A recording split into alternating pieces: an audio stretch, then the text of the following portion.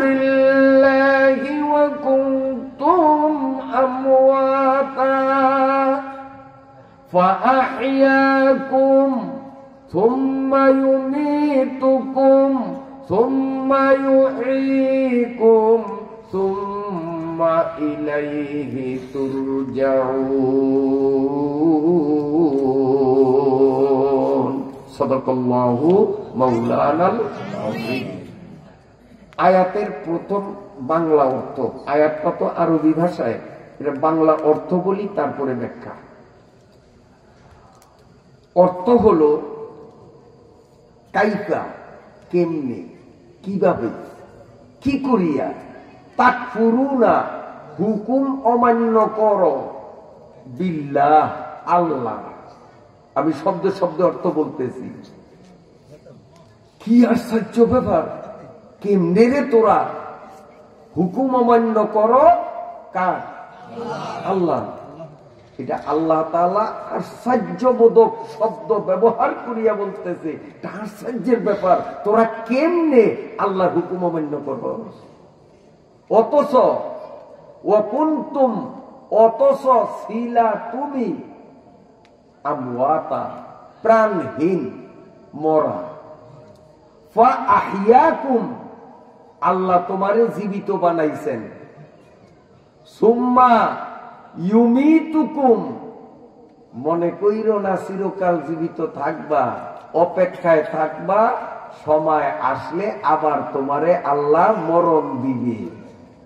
আবার ভাবিও না মরলাম শেষ হইয়া গেলাম, এটা ভাবিও না। সুম্মা ইউহয়িকুম, আবার তোমাদেরকে হাসরের মাঠে জীবিত করবেন কে? সুম্মা ইলাইহি তুরজাউন, হাসরের মাঠে উঠাইলে যেতে হইয়া সেখানে আবার ঘরবাড়ি করবা, চাষাবাদ করবা, মাস্টারি করবা, নুরানি মাদ্রাসা পড়াইবা না, তা হবে না। সুম্মা ইলাইহি তুরজাউন, হাসরের মাঠে উঠার পরে বেগুন আল্লাহর সামনে যাইয়া আল্লাহর আদালতে হিসাবের জন্য দাঁড়াইতে হবে। এলো আয়াতের মোটামুটি শাব্দিক বাংলা অর্থ। এবার একটু ব্যাখ্যা দেব। ব্যাখ্যার আগে আপনাদেরকে জিজ্ঞাসা করি, ওয়াজ শুনতে যে আসছেন যারা, আপনারা মন থেকে বলেন ওয়াজ শুনলে লাভ না ক্ষতি? মনের তর্ক, আসলে ওয়াজ শুনলে লাভ আছে? হাসা ওরে আছে লাভ, এটা আমিও কই না, আপনিও কন না, আল্লাহ কয়। আল্লাহ কি কয়? ওয়াযাক্কির ফাইন্না যিকরা তানফাউল মুমিনিন। আল্লাহ কয় ওয়াজ করো, ওয়াজ করো, ওয়াজ করলে মুমিন যারা তাদের উপকার হবে। সবাই উপকার হবে না, কার উপকার হবে? মুমিনের। তাইলে আজকে ওয়াজ চলতেছে, আগামীকাল ওয়াজ চলবে, চলার পরে আমি কি মুমিনের কাতারে আসি না নাই? আমারটা আমি হিসাব মিলাইতে পারবো, আপনারটা আপনি হিসাব মিলাইতে পারবেন। কারণ যদি 2 দিনের ওয়াজে আপনার আমার কিছু উপকার হয়, পরিবর্তন জীবনে আসে, তাইলে বুঝলাম যে আমরা মুমিন। আর যদি যেই কপাল সেই মাথা, ওয়াজের আগেও নামাজ পড়তাম না, ওয়াজের পরেও নামাজ পড়ি না, কেউ নাইর মানুষ। ওয়াজের আগেও বিনা বোরকায় বেপরদায় টাউনে যাইতো মহিলারা, ওয়াজের পরেও ওই রকমই যায়। তো পরিবর্তন হইছে? কথা কন। ওয়াজের আগেও একটু হইলেই সামনের দিকে গোলামের হুদ, গোলাম দেওয়ার হুদ, আমরা দেশের গুণ না, এই গ্রামের গুণ ব্যাগ বিবি আসিয়ার মতন এক কাপ।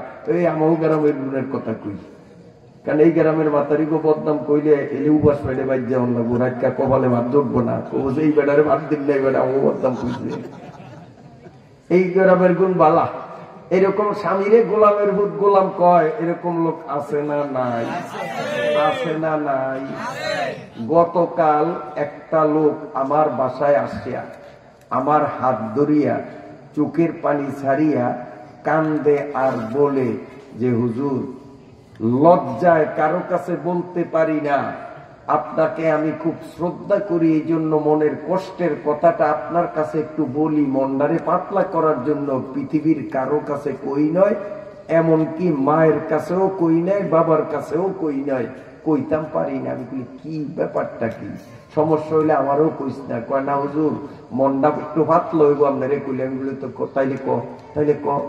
তখন কয়, এমন এক দুষ্ট নিয়া আমি সংসার করি, একটুতে একটু হইলেই আমারে পিডায়, এমনকি ওর পায়ের থেকে জুতা খুলিয়া ওই জুতা দিয়া আমার গালে এমন জোরে জোরে ঠাস ঠাস করিয়া বাড়ি দিছে, কয়েকদিন পর্যন্ত গালের বিশ্বে আমি যন্ত্রণা করছি।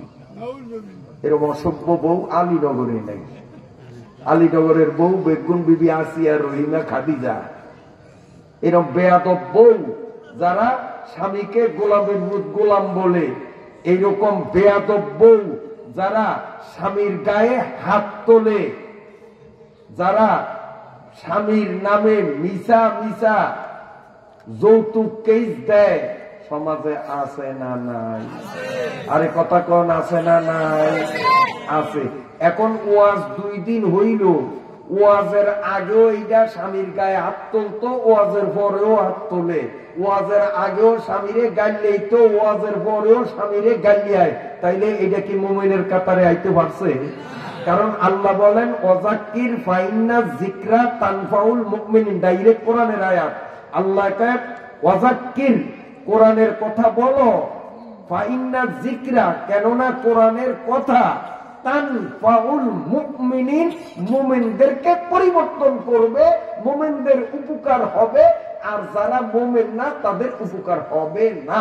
তাহলে এই 2 দিন ওয়াজের পরে আমি আমার, আপনি আপনার হিসাব মিলাইলে কারোর কাছে যাওয়া লাগবে না যে আমি মুমিনের কাতারে আসি না নাই। যদি পরিবর্তন নিজেরে করতে পারি, আলহামদুলিল্লাহ আমি মুমিন। আর যদি নিজেরে পরিবর্তন করতে পারি নাই, তো বুঝবো যে আসলে আমি এখনো মুমিন হইতে পারি নাই, মুসলমান হইতে পারি নাই। এটা সোজা হিসাব। তো ওয়াজে উপকার হয়, এটা কে কইছে? আল্লাহ। আমি আয়াত পড়ি নাই, ফাইন্না যিকরা তানফাউল মুমিনিন, এইটার একটা উদাহরণ দেই, তারপরে আয়াতের ব্যাখ্যা দিমুনি উদাহরণ না। এবং উদাহরণ কোন কাল্পনিক উদাহরণ না, বাস্তব উদাহরণ। বাস্তব উদাহরণ। উদাহরণটা হলো এই, একটা মহিলা মাত্র একটা ছেলে, এ মা বোনরা ভালো করে শোনেন, একটা যুবতী মহিলার একটা ছেলে হইছে। ছেলে হওয়ার পরে তার স্বামী মারা গেছে। এই মহিলা যুবতী না বুড়ি? এই কথা কন। তার যৌবনের এই কেবল সূচনা, মাত্র এক বাচ্চার মা, এর যৌবনের শুরু। এই মহিলাটা চেহারাও ভালো, স্বাস্থ্যও ভালো, দেখতেও সুন্দরী। অনেক যুবকরা তাকে বিয়ের প্রস্তাব দিলেও শুধুমাত্র এই ছেলেটার মুখের দিকে তাকাইয়া তার জীবন যৌবন সব জলঞ্জলি দিছে যে আমি যদি আরেক বেটার সংসারে যাই, আমি যদি বিয়ে বসি, তা আমার জাদুর কি অবস্থা হবে, আমার জাদুর, আমার পোলার ভবিষ্যৎ কি হবে।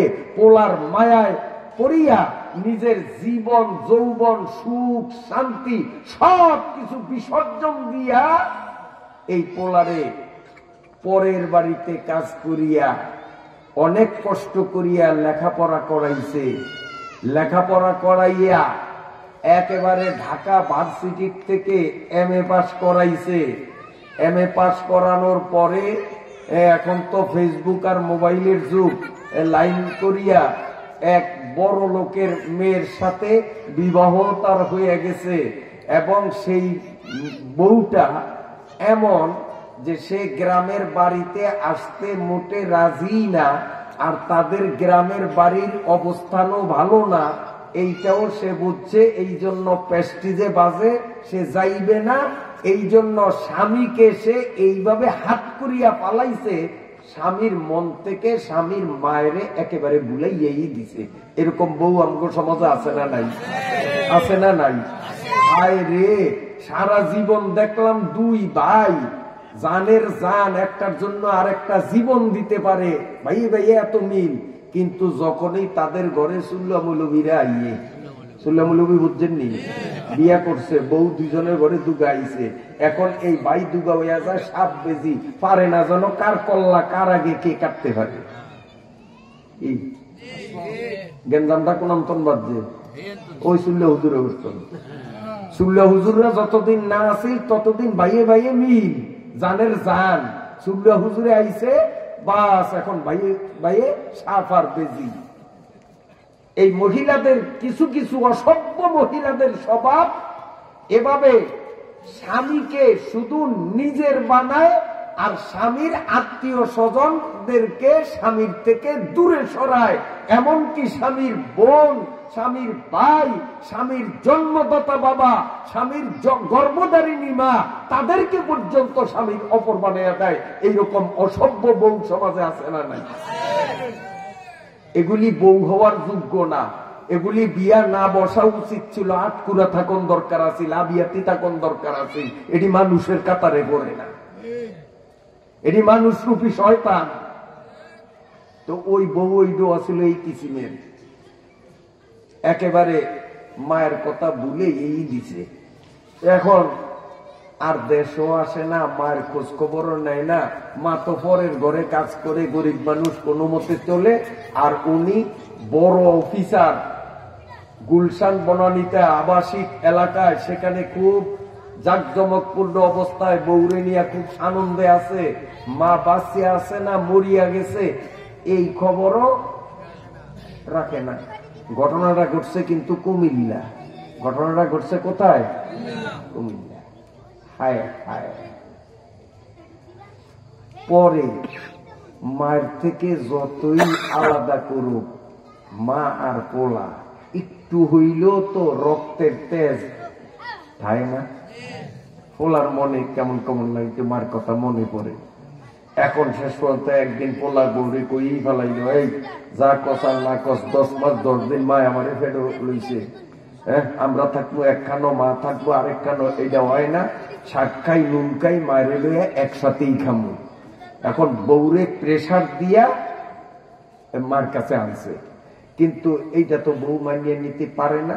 এই জন্য অকারণে অকারণে শাশুড়ির লগে ডেইলি ঝগড়া। আর স্বামী বাড়িতে আসলেই মায়ের নামে 3 সূরা বদনাম।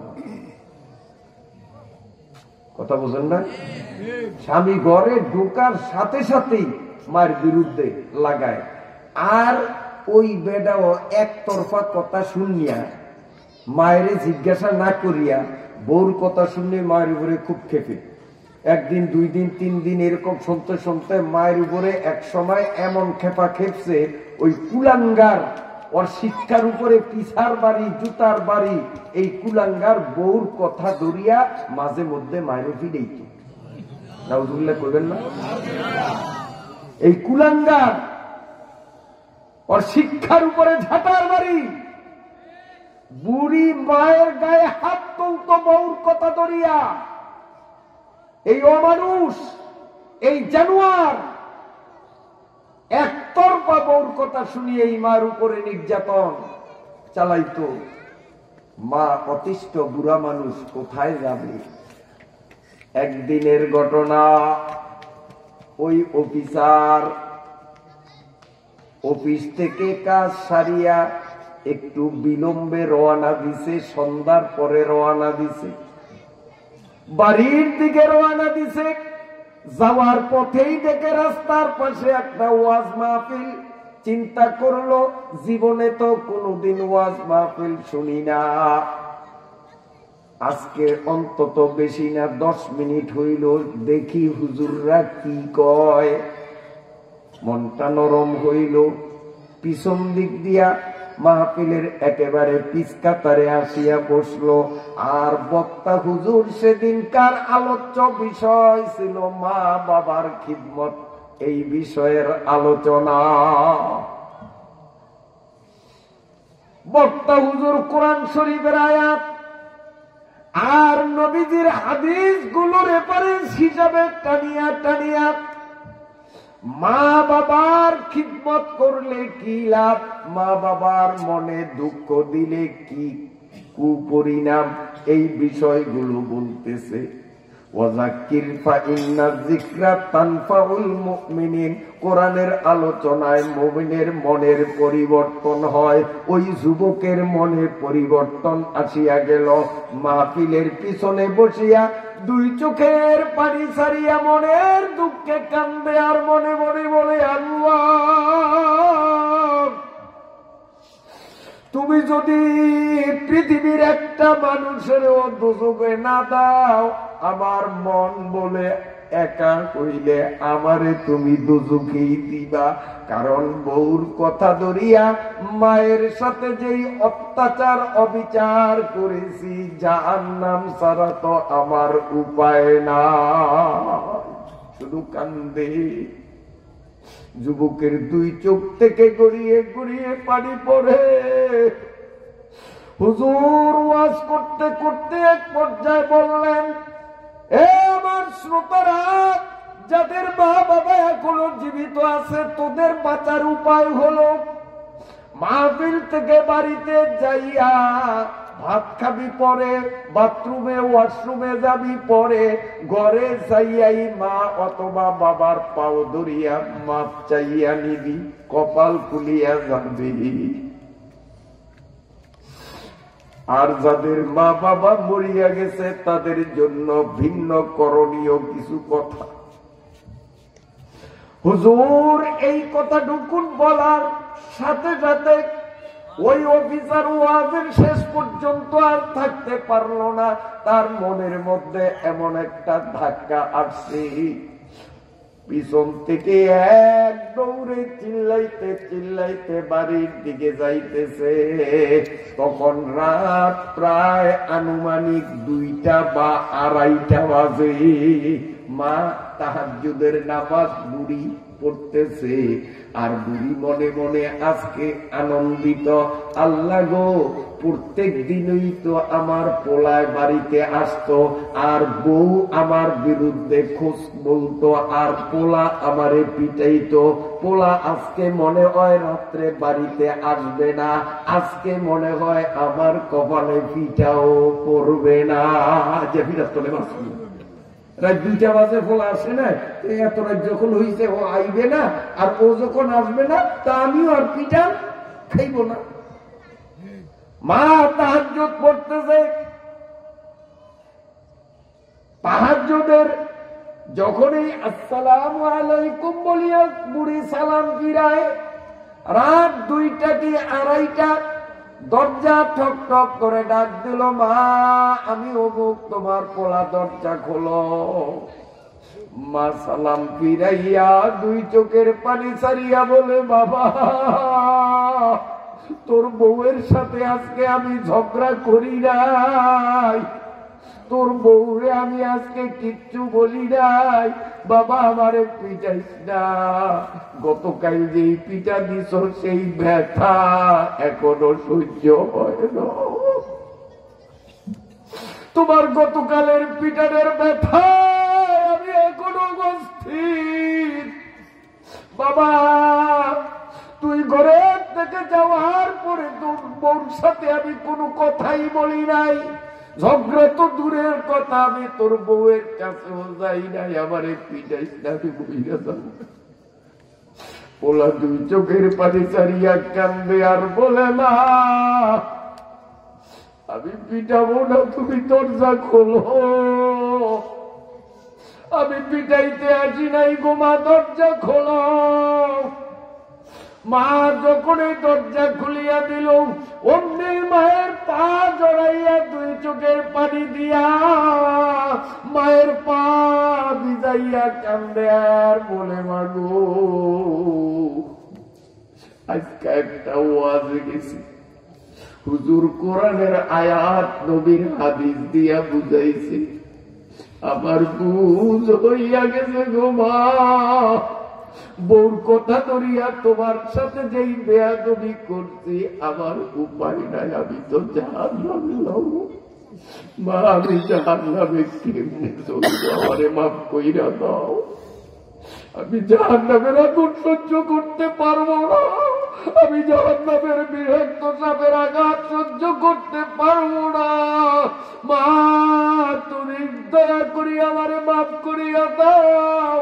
এই কথাটুকুন বলতে না বলতে মা পোলারে বুকের সঙ্গে জড়াইয়া আলিঙ্গন করিয়া তার কপালে চুমু খাইয়া বলে, বাবা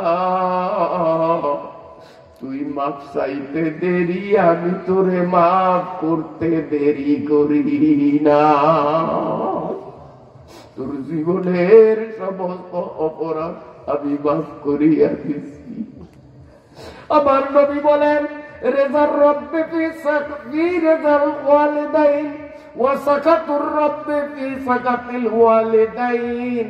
মা আর বাবারে যে বেজার করবে আল্লাহ তার উপরে বেজার, আর মা আর বাবারে যে খুশি করবে আল্লাহ তার উপরে খুশি। মা ছেলেরে জড়াইয়া কান্দে আর বলে, বাবা কোরআন হাদিস তো সত্য, কোরআন হাদিস যদি সত্য হইয়া থাকে, আমি মা যখন তোরে মাফ করিয়া দিলাম, আমার আল্লাহ তোরে মাফ করিয়া দিছি। ওয়াজেলাম হয় না, না হয়? এরকম হাজারো প্রমাণ আছে।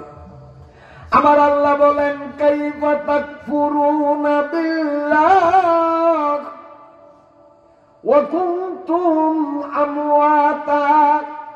আল্লাহ বলে, এ কপাল পোড়া নাফরমানের দল, তুই যখন তোর বাপের পিঠে এক ফোঁটা বীর্যের আকৃতিতে ছিলি, তোর মায়ের বুকের মধ্যে তুই এক ফোঁটা নাপাক পানির আকৃতিতে ছিলি, ইয়াখরুজু মিন বাইনিস সুলবি ওয়াত তারাইবি। তুই যখন তোর বাবার পিঠে এক ফোঁটা বীর্য, তোর মায়ের বুকের মধ্যে এক ফোঁটা নাপাক পানি ছিলি, তোর মধ্যে রুহু ছিল না, জীবনী শক্তি ছিল না। যখন এই দুই ফোঁটা নাপাক পানি তোর মায়ের পেটের বিশেষ এক ভাণ্ডের মধ্যে মিলিত হয়েছিল, তখনও তোর মধ্যে প্রাণ ছিল না, রুহু ছিল না।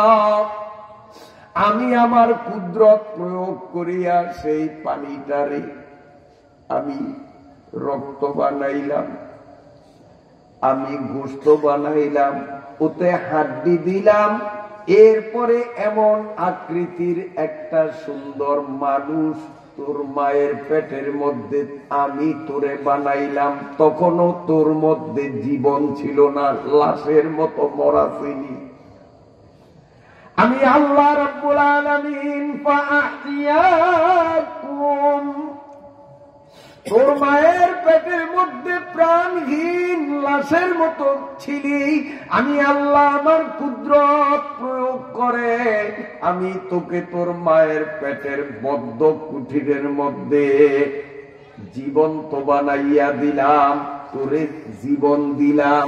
যখন ওই তোর জীবন পাইলি, জীবিত হইলি, জীবিত মানুষের ক্ষুধা আছে, মরা মানুষের কোনো ক্ষুধা নাই, ঠিক কিনা?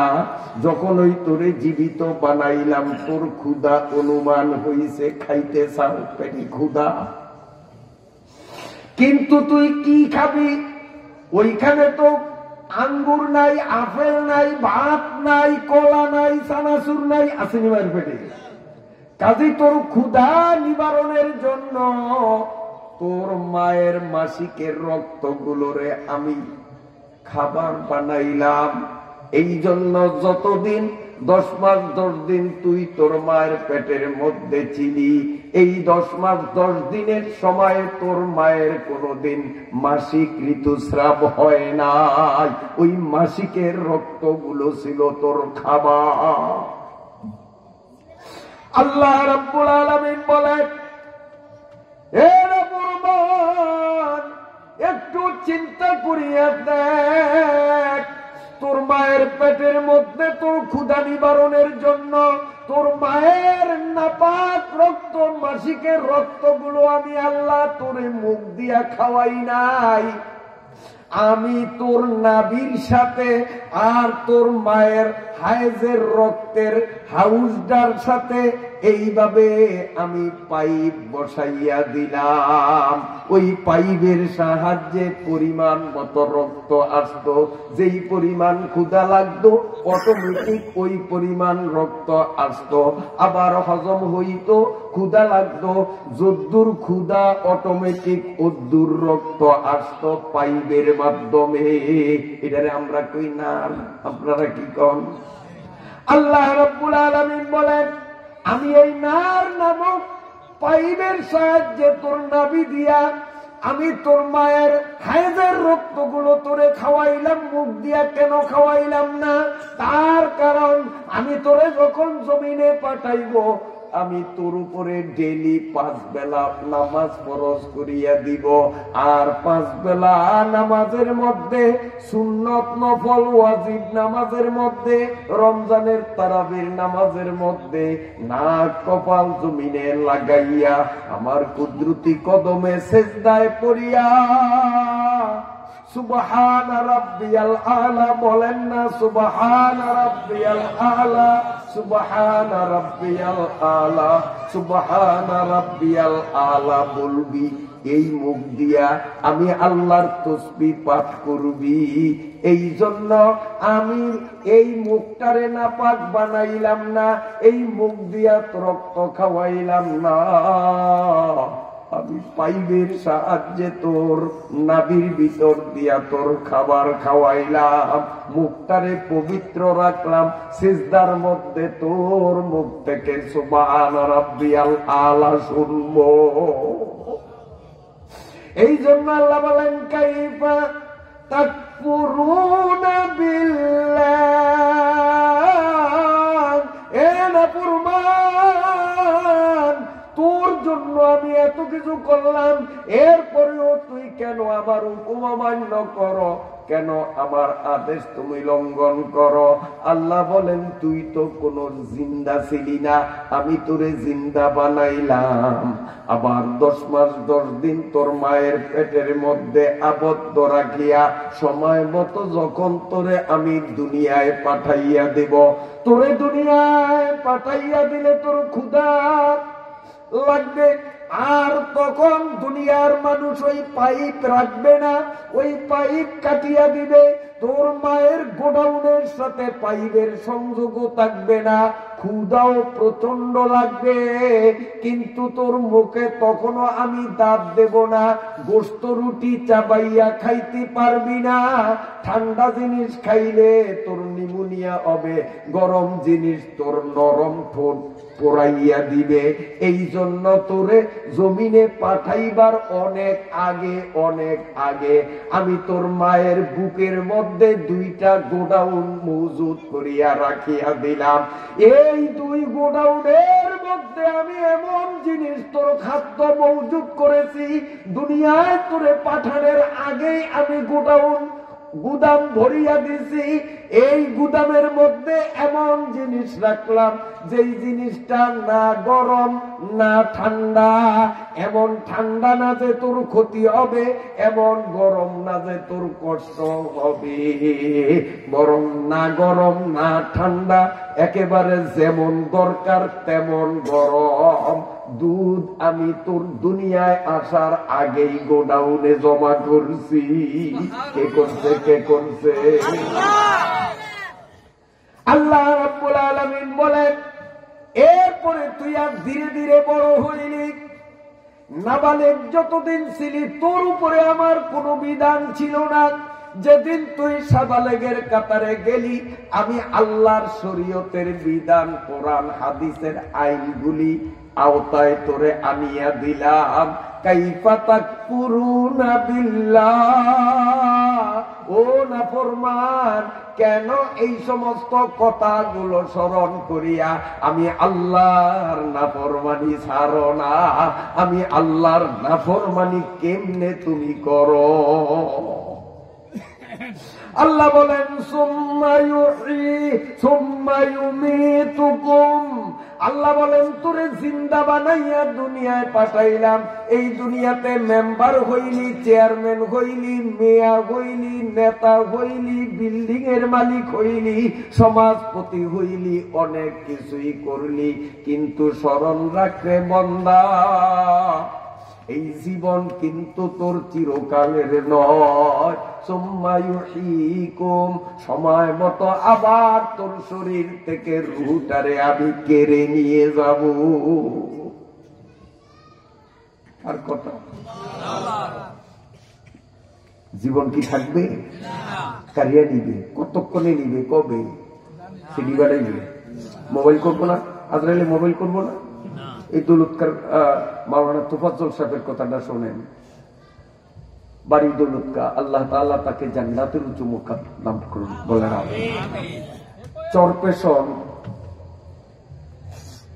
লেত্রা, যেটাকে শশীভূষণ কয়, এই লেত্রার থেকে আনুমানিক 1.5-2 কিলোমিটার পূবে আগের নাম ছিল ভুতার খাওয়া, ভুতার পার না, ভুতার খেয়া। হ্যাঁ, ওই জায়গার নাম ছিল ভুতার খেয়া, কিন্তু এই কথাটা শুনতে বেডক শোনা যায় দেখিয়া বর্তমানে ওই এলাকার মানুষে জায়গাটার নাম রাখছে আরবনগর। নতুন নাম হইল আরবনগর, কিন্তু সাবেক নাম ভুতার খেওয়া। তো যাই হোক, এই আরবনগর, সেখানে যুব তাফসীর কমিটির উদ্যোগে 4 দিন ব্যাপী মাহফিল হয়। ওই মাহফিলে তারা যুবকরা আমারে খুব মহব্বত করে, বহু বছর আমারে দাওয়াত দিছে। তো ওই বৎসরও শেষ দিন প্রধান অতিথি আমি, আর মাওলানা তোফাজ্জল সাহেব দৌলতকার, উনি প্রথম দিনের প্রধান অতিথি।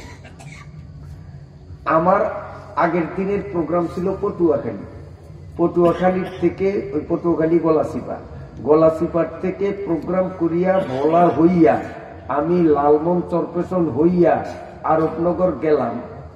আমার গাড়িটা যখন এই প্যান্ডেলের গেইটের সামনে আসছে, যুব তাফসীর কমিটির পোলাপাইনগুলি আইসাই আমি গাড়ির থেকে নামার সাথে সাথে আমার ধরিয়া হু হু হু হু করিয়া যে কান্দা শুরু হইল, মানুষ মরলে যেরকম কান্দে, তা আমি দিলাম একটা ধমক, হে বেটা আহমদের দল কাগজ করতে আইছি, আমি এসি তোকে মেহমান, প্রধান অতিথি, আমি আসছি, তোরা খুশিতে হাসবি, কান্দোস কা? এটুক বলার পরে ওদের কান্নার গতি আরো বাড়িয়ে গেছে। তখন আমি বুঝলাম নিশ্চয়ই এখানে কোনো না কোনো রহস্য আছে। আমি ওদের বললাম, শান্ত হও বাবা, আয় দেখি কি হয়েছে, আয়। কেউ কিচ্ছু কয় না। এইভাবে জড়াজড়ি করিয়া মসজিদের ভিতরে ঢুকলাম। মসজিদের মধ্যে তোষক বিছানো, আমারে বসাইল। প্রত্যেকটা যুবকের চোখের থেকে তখনও গড়াইয়া গড়াইয়া পানি পড়ে। আমি একটা যুবককে বললাম, বাবা কি ব্যাপার? আমি কিচ্ছু বুঝলাম না। আমাদের গতদিনের প্রধান অতিথি দৌলত খানের মাওলানা তোফাজ্জল সাহেব হুজুর আমাদের এখানে সন্ধ্যার আগেই এসে পৌঁছেছেন, মাগরিব আমাদের সাথে পড়ছেন, এশার নামাজ পড়ছেন। এশার নামাজের পরে একটু কেরাত গজল চলবে। এই ফাঁকে এই তোষকের উপর বসাইয়া আমাদের প্রথম দিনের প্রধান অতিথিকে আঙ্গুর, বেদানা, চা, বিস্কিট খাওয়াইলাম। হুজুরে তা খাইলেন। এরপরে আমরা স্লোগান দিয়া হুজুরে স্টেজে নিয়ে গেলাম। হুজুরের নাম মাইকে ঘোষণা হল। বক্তার সুপায় হুজুর বসলেন, মাইক অপারেটর মাইক রেডি করে দিল। হুজুর মাইকে একটা ফু দেওয়ার পরে ওয়াজ শুরু করলেন। আলহামদুলিল্লাহ, আমার দিকে তাকান, আলহামদুলিল্লাহ, মানে আলহামদুলিল্লাহ বলার পরে আর চলে না, করিয়া যায়। তখন পাশে যারা ছিল এই সবাই ধরাধরি করিয়া স্টেজে ওনারে লম্বা লম্বি করিয়া শোয়ায়। সামনে ছিল একজন ডাক্তার, এ ওয়াজ শোনার জন্য আসছে। ডাক্তার বেটা লাফ দিয়া স্টেজে উঠছে, উঠতেই শিরা ধরিয়াই উনি কয়, ইন্না লিল্লাহি ওয়া ইন্না ইলাইহি রাজিউন। হুজুরে নাই। সাথে সাথে যুবকগুলো অ্যাম্বুলেন্স আনলো। অ্যাম্বুলেন্সে করিয়া তড়িৎ গতিতে চরপেশন সরকারি সদর হাসপাতালে আনলে কর্তব্যরত ডাক্তাররা ডেড বডি হিসাবে ঘোষণা দিলেন যে উনি আর নাই। কাইফা তাকফুরুনা বিল্লাহি ওয়া কুনতুম আমওয়াতান ফাআহইয়াকুম সুম্মা ইউমীতুকুম। আল্লাহ বলেন, তোরে যে জীবন দিলাম আবার এক সময় জীবন কারিয়া নিব। হয়তো ওয়াজ করার নিয়তে বসবা, ওয়াজের প্রথম শব্দ আলহামদুলিল্লাহ বলার পরে দ্বিতীয়টা বলার শক্তি থাকবে না।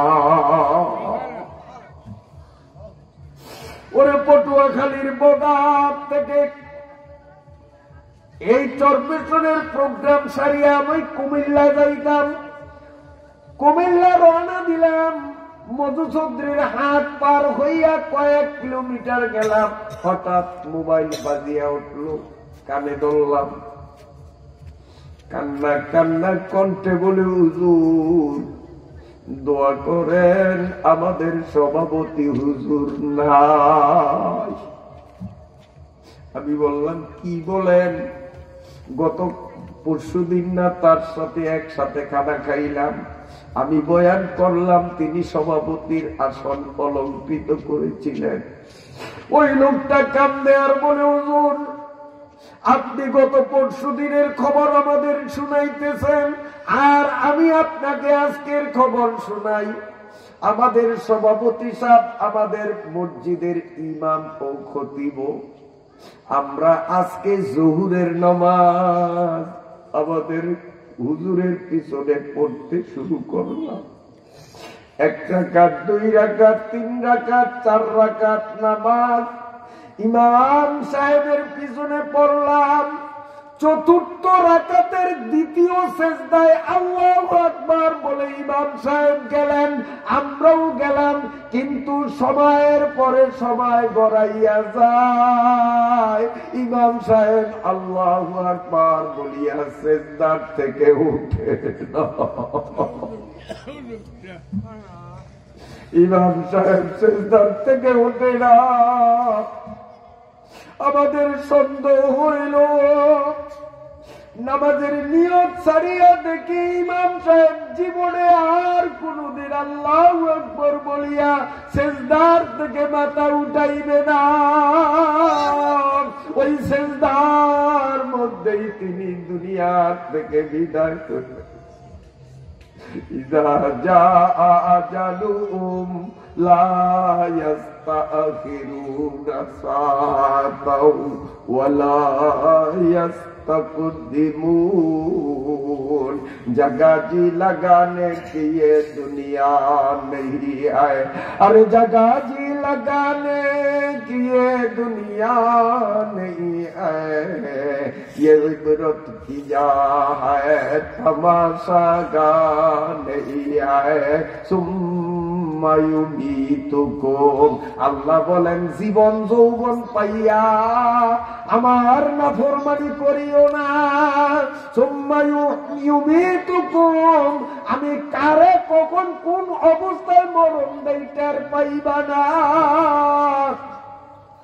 ওরে বাসর ঘরে প্রথম সাক্ষাৎ করবে, বউয়ের কাছে যাইবা, বিসমিল্লাহ বলিয়া রুমে ঢুকছো, বউয়ের পাশে বসার আগেই হয়তো